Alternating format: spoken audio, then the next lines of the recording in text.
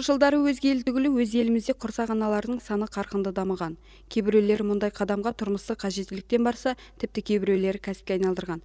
Мұны бекзаттық дейміз бе, әлде кәсіп көзі дейміз бе? Жалпы суррогат ана аты айтып тұрғандай өзге ерлі-зайыптының гаметаларын енгізу арқылы құрсағында өзге шара ананы көтеру деп аталады. Көбіне бұл қызметке сәби сүйе алмаған отбасылар жүгінеді. Одан бөлек тағы бір қызығы өздеріне бітімін құрғысы келмей, сәбиін өзге әйел туып беруін қалайтын қол-аяғы балғадай келіншектер құрсақ ана жалдайтын көрінеді. Сондай-ақ елімізде құрсақ ана қызметі дамығаны соншалық, шетелден тапсырыс берушілер де көбейген. Қазақ қыздарының жатырын шетелге жалға беретін орталық ашылмаса да, жасырын жасалынып жатқан кәсіп, яғни жеке шетелге барып, келісіммен жұмыс жасап жүрген қазақ қыздарының кәсібінің түрі десе де болады. Ресейде бір үлкен проблемалар болды. Өткенде жазды ғой, Қазақстанның әйелдері барып Ресейде жаңа суррогатты ана болып жүр екен, балаларын тастап кетіпті, іздеп жатыр деп өткенде интернетте оқыдым мен.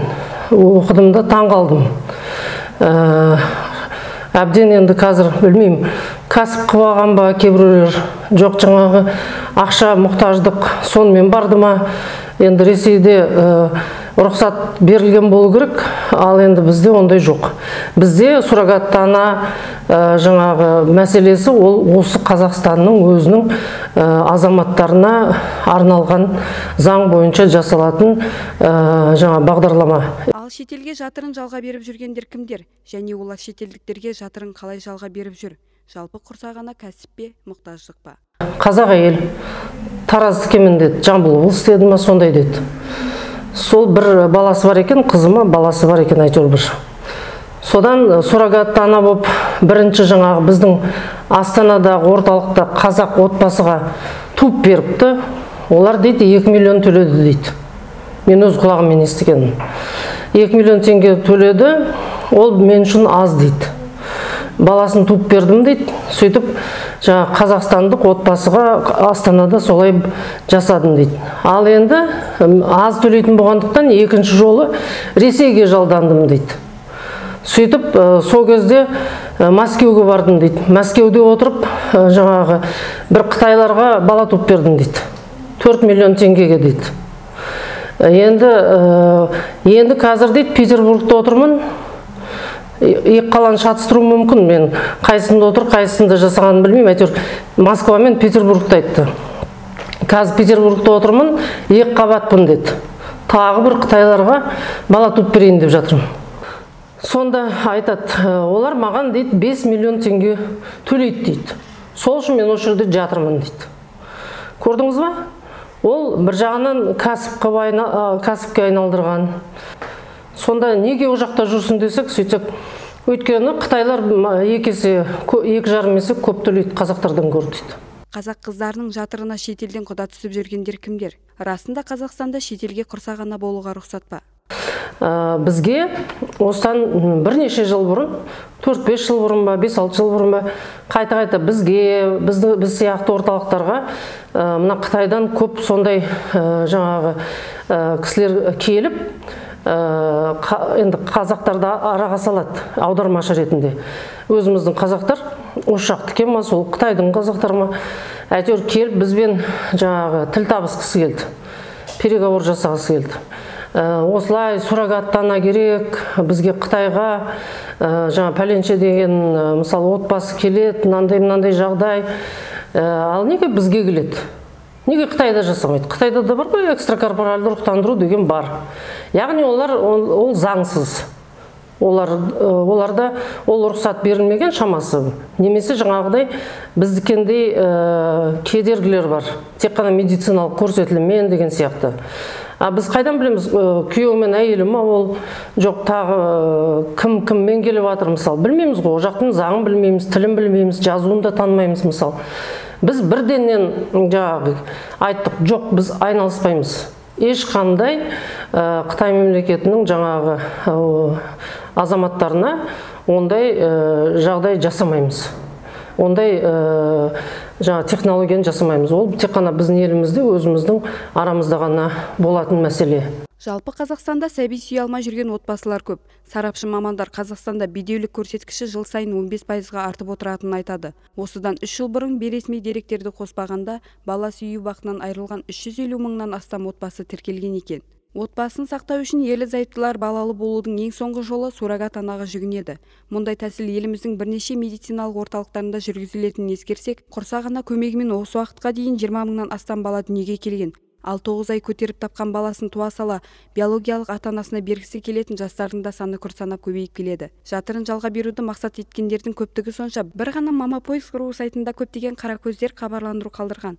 Соның ішінде жатырын шетелге бергісі келетіндер көп кездеседі. Оның себебі Қазақстанда құрсақ ананың құны арзан дегенге саяды. Көрдіңіз бе, біз арзандап кеткенбіз. Арзан болып кеткенбіз.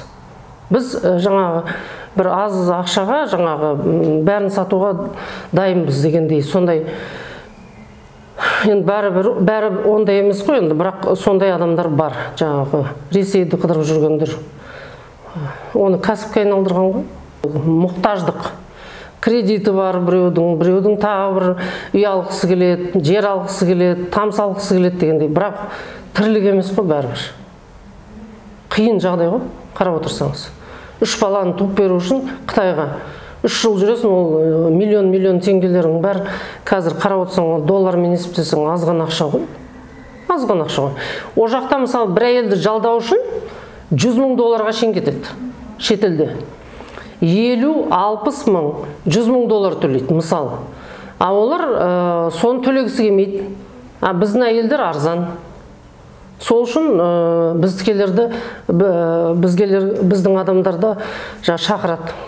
Ондайлар кетіп атқандар бар ғой әрине. Құрсақ аналарға қатысты хабарландырулар ғаламтор бетінде шарлап жүр. Жеке адамдардың хабарламасынан бөлек тұрақты айналысатын мекемелер де бар.